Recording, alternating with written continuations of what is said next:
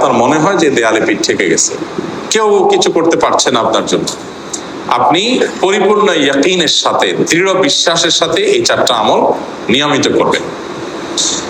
এবং আমি বহু মানুষকে পার্সোনালি এটার পরামর্শ দিয়েছি, ওনারা আমল করেছেন, আমল করে উপকৃত হয়েছেন। এরকম বহু মানুষ আছেন, বৃদ্ধ মানুষ, বাবা ক্যান্সারে আক্রান্ত হয়েছেন অনেক দেরিতে, আল্লাহ তাআলা অলৌকিকভাবে সাহায্য করেছেন।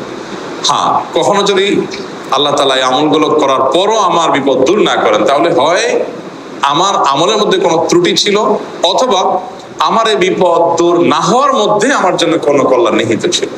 আল্লাহ তাআলা আমার দোয়া কবুল করে যে উপকার হতো তার চেয়ে বেটার কিছু হয়তো আমাকে দিবেন, এই ইয়াকিন একজন ইমানদারের থাকবে। সেই 4টা আমলের 1 নম্বর হলো ইস্তিগফারের আমল।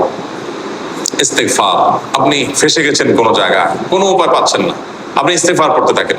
আস্তাগফিরুল্লাহ ওয়া আতুবু ইলাইহি, আস্তাগফিরুল্লাহ ওয়া আতুবু ইলাইহি, আস্তাগফিরুল্লাহ ওয়া আতুবু ইলাইহি, আস্তাগফিরুল্লাহ, আস্তাগফিরুল্লাহ, আস্তাগফিরুল্লাহাল্লাযী লা ইলাহা ইল্লা হুয়াল হাইয়ুল কাইয়্যুম ওয়া আতুবু ইলাইহি ওয়া লা হাওলা ওয়া লা কুওয়াতা ইল্লা বিল্লাহ। اللهم انت ربي لا اله الا انت خلقتني وانا عبدك وانا على عهدك ووعدك ما استطعت اعوذ بك من شر ما صنعت ابو لك بنعمتك علي وابو لك بذنبي فاغفر لي فانه لا يغفر الذنوب الا انت سيد الاستغفار। এভাবে যে কোনো ইস্তিগফার করতে থাকেন, আপনি বেশি বেশি করে আল্লাহর কাছে ইস্তিগফার, ক্ষমা প্রার্থনা করতে থাকেন, খুব বেশি। আপনার 2 ঠোঁটে অনবরত আপনি চাইতে থাকেন আল্লাহর কাছে ক্ষমা। এই ইস্তিগফার সম্পর্কে নবী করিম সাল্লাল্লাহু আলাইহি ওয়াসাল্লাম বলেছেন, মাল্লাজিমাল ইস্তিগফার, যে ব্যক্তি ইস্তিগফারকে আঁকড়ে ধরবে, আঁকড়ে ধরা মানে কি, এটা ছাড়বে না, সে পড়তেই থাকবে অনবরত। টয়লেটে যাওয়ার সময়টা, ঘুমের সময়টা, খাওয়ার সময়টা বাদে, অবসর নামাজের সময়টা বাদে সারাক্ষণ সে ইস্তিগফার করবে। এরকম যদি কেউ করে, আল্লাহ রাব্বুল আলামিন জাআলাল্লাহু লাহু মিন কুল্লি হাম্মিন ফারাজা ওয়া মিন কুল্লি যায়কিন মাখরাজা, সকল পেরেশানি থেকে, সকল টেনশন থেকে বের হওয়ার পথ আল্লাহ তাআলা অলৌকিকভাবে তার জন্য আবিষ্কার করে দিবেন। এবং আমি আমার জীবনে যেটা বলেছিলাম, বিস্তারিত বলতে চাই না, এরকম পরিস্থিতি আসছে যে চোখের সামনে কোনো আপাতত রক্ষার কোনো পথ আর খোলা নেই, এমন ভয়াবহ বিপদ। ইস্তিগফার করতে করতে এমন ভাবে আল্লাহ তাআলা সাহায্য করেছেন যে এটা কল্পনা করলেও মনে হয় যে স্বপ্নের মতো। কিভাবে এখন এই লোক এই জায়গায় আসলো আমার সাহায্যের জন্য, এই লোক তো এটা এই জায়গায় আসার কথা না, ঠিক উনি এসে হাজির হয়ে গেলেন এবং উপকারটা, আমার সমাধানটা হয়ে গেল সমস্যা। তো আলহামদুলিল্লাহ, বহুবার আমি পরীক্ষা করেছি, আর আমার পরীক্ষার 2 পয়সার দাম নাই। হাদিসে বলা আছে, গ্যারান্টি দেওয়া আছে, আমার পরীক্ষা করলেই কি না করলেই। তাহলে একটা আমল হলো কি, ইস্তিগফার। সব সময়ের জন্য এটা কন্টিনিউয়াস করবেন, আর এমনিও অবসর সময় ইস্তিগফার করবেন।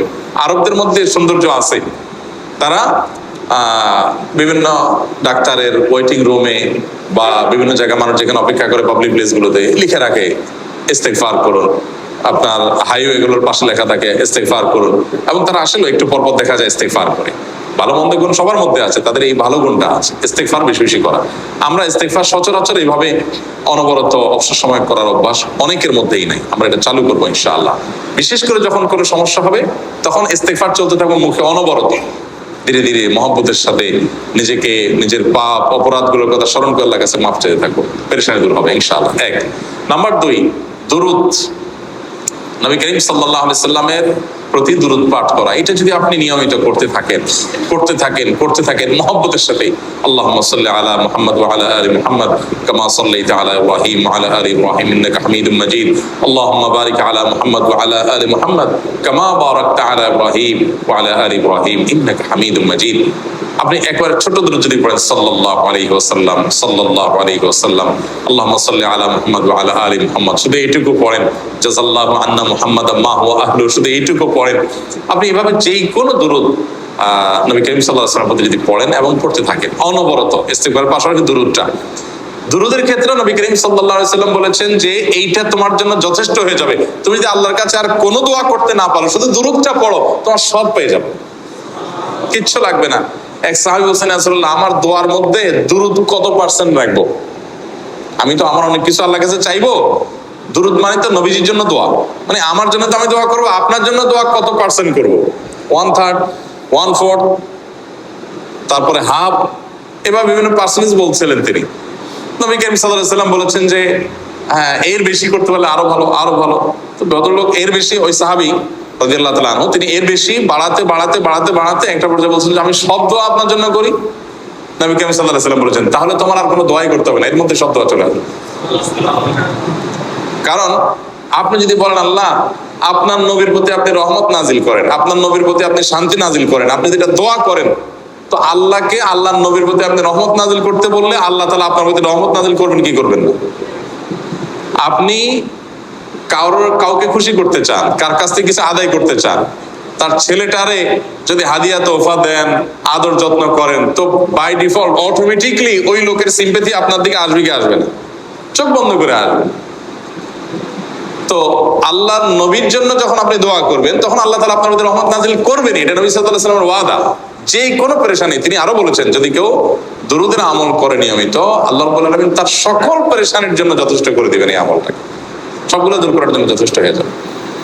এই দুরূদের আমলটা আমি দেখেছি সুবহানাল্লাহ গুলির মতো কাজ করে। আজকের ঘটনা, এক ভদ্রলোক সকালে একটা টেলিভিশন চ্যানেল, বেসরকারি চ্যানেলে প্রোগ্রাম শেষ করে নামছিলাম লিফটে, তো উপস্থাপক উনি বলছিলেন যে ভাই মানে দুরূদের আমল পড়ে আমি কিছুদিন আগে একটা ইয়াতে মানে এমন একটা অবস্থা যে এইটা থেকে বের হওয়ার কোনো পথ আর নাই, শুরু করলাম দুরূদ অনবরত, এরপরে আল্লাহ তাআলা আমাকে এমন ভাবে উদ্ধার করলেন আমি কল্পনা করতে পারি।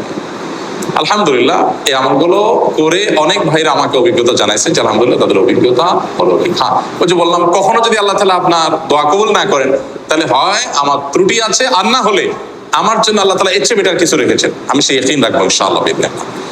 আর এই দোয়াতে সমাধান হবেই হবে, সে বিশ্বাস থাকতে হবে। নবী করিম সাল্লাল্লাহু আলাইহি ওয়াসাল্লাম বলেছেন, হাদিসে কুদসিতে আল্লাহ বলেছেন আনা ইনদাযান্নি আবদি বি, বান্দা আমার প্রতি যেমন ধারণা করে আমি তেমন আচরণ করি। এখন আপনি যদি চিন্তা করেন করে দেখি হয় কিনা, দেখি ট্রাই করি, তাহলে ওই আল্লাহ তাআলা বলবেন ঠিক আছে দেখতে থাক। আপনি যদি ইয়াকিন করেন যে না নবী করিম সাল্লাল্লাহু আলাইহি ওয়াসাল্লাম যে বলেছেন অতএব সেটা হবেই, আর আল্লাহ রাব্বুল আলামিনের কাছে আমি ওইভাবেই চাবো যে আল্লাহ দিবেনই, আমি নিয়েই ছাড়বো, ইনশাআল্লাহ গুলি মিস হতে পারে, আপনার দোয়া মিস হবে না। ওই ইয়াকিন, ওই ঈমান আমার মধ্যে আনতে হবে, চেষ্টা করবো তো ইনশাআল্লাহ। তাহলে দুইটা আমল হলো, ইস্তিগফার আর দুরূদ। 3 নম্বর আরেকটা আমল হলো দোয়া ইউনুস। দোয়া ইউনুস, লা ইলাহা ইল্লা আনত সুবহানাক ইন্নী কুনতু মিনাজ জালিমিন। বেশি বেশি পড়তে থাকবেন, যখন বিপদে পড়বেন ইস্তিগফার আর দুরূদ পড়বেন সবচেয়ে বেশি, আর মাঝে মধ্যে দোয়া ইউনুস, লা ইলাহা ইল্লা আনত সুবহানাকা ইন্নী কুনতু মিনাজ জালিমিন। আল্লাহ সুবহানাহু ওয়া তাআলা কোরআনে কারীমে এই দোয়ার পরে বলেছেন ওয়া কাযালিকা নুনজিল মুমিনিন। এই দোয়া পাঠ করার মাধ্যমে ইউনূস আলাইহিস সালামকে পৃথিবীর ইতিহাসের সবচেয়ে অলৌকিক ঘটনা, সকল সায়েন্স, সকল আপনার বিজ্ঞানের তত্ত্ব সবগুলোকে আপনার সবগুলোর বিপরীতে বা সবগুলোকে আপনার ভুল প্রমাণ করে দিয়ে ওই জায়গাটার জন্য আল্লাহ তাআলা ইউনূসকে মাছের পেটে ঢোকার পর সেখান থেকে আবার জীবিত রেখে বের করেছে। অক্সিজেন অভাবে সেখানে এমনি মারা যাওয়ার কথা, আরো নানা কারণে মারা যাওয়ার কথা, তাই না? কিন্তু আল্লাহ তাআলা তাকে রক্ষা করেছেন, কারণ ওই বিপদে পড়ার পর থেকে এটা পড়তেছিলেন লা ইলাহা ইল্লা আনতা সুবহানাকা ইন্নী কুনতু মিনাজ জালিমিন।